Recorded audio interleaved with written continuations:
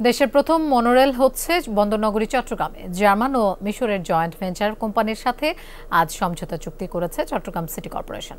প্রকল্পের ব্যয় 25,000 কোটি টাকা। পুরোটাই অর্থায়ন করবে বিদেশি দুই কোম্পানি। আগামী জুনে রেললাইন নির্মাণ কাজ শুরুর কথা রয়েছে। 13টি মশলার এক দারুণ কম্বিনেশনে তৈরি ইফাত রশিদ বিরিয়ানি মশলা। উৎসব এখন প্রতিদিন। Groundbreaking work on Egypt's monorail initiative. বন্দরনগরীর যানজট নিরসনে প্রথমবারের মতো প্রস্তাবিত মনোরেল চলাচল করবে শহরের 54 কিলোমিটার জুড়ে। যাত্রী ওঠানামায় নির্মিত হবে 32টি স্টেশন। আধুনিক প্রযুক্তি সম্পন্ন তথা মনোরেলের পেছনে খরচ মেট্রো রেলের চেয়েও কম।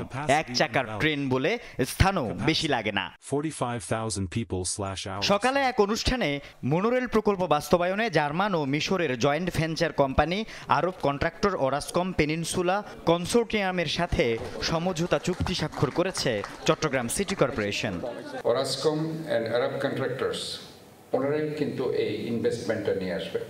এখানে চট্টগ্রাম সিটি কর্পোরেশনের আমাদের কোনো ইনভেস্টমেন্ট নেই, আমাদের শুধুমাত্র যে লজিস্টিক সাপোর্টগুলো আছে, বিশেষ করে আমাদের যে জায়গা চট্টগ্রাম সিটি কর্পোরেশন যে জায়গার উপর দিয়ে এই মনোরেলটা যাবে সেটা আমাদেরকে কনসাইন্স আমাদের দিতে হবে।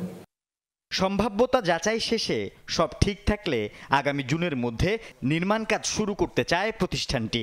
প্রকল্পের সম্ভাব্য ব্যয় 25,000 কোটি টাকা।